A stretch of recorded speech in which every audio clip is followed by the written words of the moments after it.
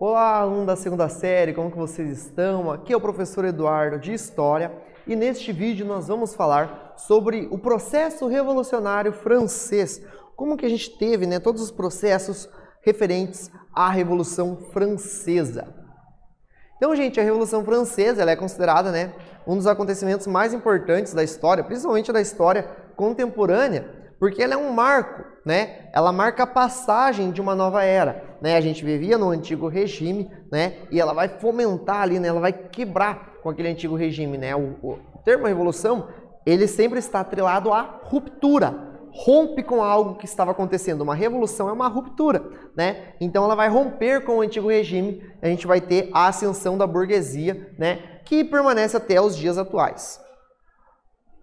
A sociedade na França, neste contexto, gente, era uma sociedade estamental. Ela vivia sobre o antigo regime, E o antigo regime, ele tinha 3 estados, O primeiro e o segundo estado, todos, com privilégios, sem pagar imposto, sem trabalhar, O clero era membro da Igreja Católica. A Igreja Católica ela era associada à monarquia naquele contexto.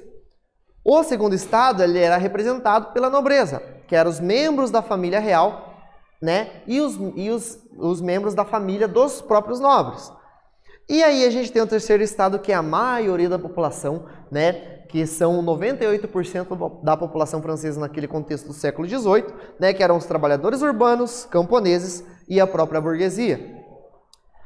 O rei ele vai convocar a convocação da Assembleia dos Estados Gerais, em 1788, porque a França estava numa séria crise, O terceiro estado ele queria mais representatividade, Porque cada voto, ele era representado por um estado. Então o clero tinha um voto, os nobres tinham um voto e o terceiro estado tinha um voto, Isso fazia com que qualquer decisão mais progressista o terceiro estado perdesse de 2-1, Então eles vão convocar, eles vão se autoproclamar, a Assembleia Nacional, Enquanto isso, também ali, em todo esse contexto, a gente vai ter a população se revoltando, A população francesa, aos gritos, de liberdade, igualdade, fraternidade, que é o lema iluminista, Eles vão se dirigir à Bastilha, Que era um símbolo do poder real, Onde muitos presos políticos estavam.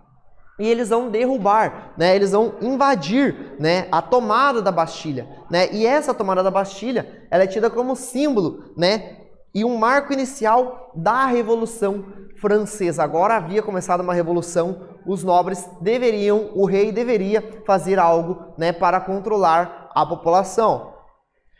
Com isso, a gente vai ter a instituição da monarquia constitucional, em que a gente vai ter a Assembleia Nacional, vai aprovar uma Constituição. Agora o poder do rei ele era limitado. E também a Constituição vai acabar com os privilégios do primeiro e do segundo estado, E a alta burguesia vai passar a ter mais privilégios, certo?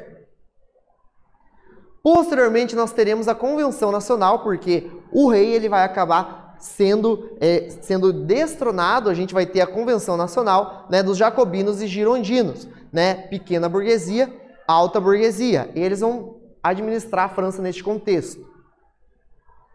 Os jacobinos eles vão acabar tomando o poder, iniciando o período chamado período do terror, em que eles vão guilhotinar a Maria Antonieta e o rei Luís XVI, Vai iniciar o período do terror. Com o fim do período do terror, os jacobinos vão perder a mão, a gente vai ter o diretório em que vai passar a ser controlado pela alta burguesia. Agora a alta burguesia vai administrar a França, de acordo com seus interesses.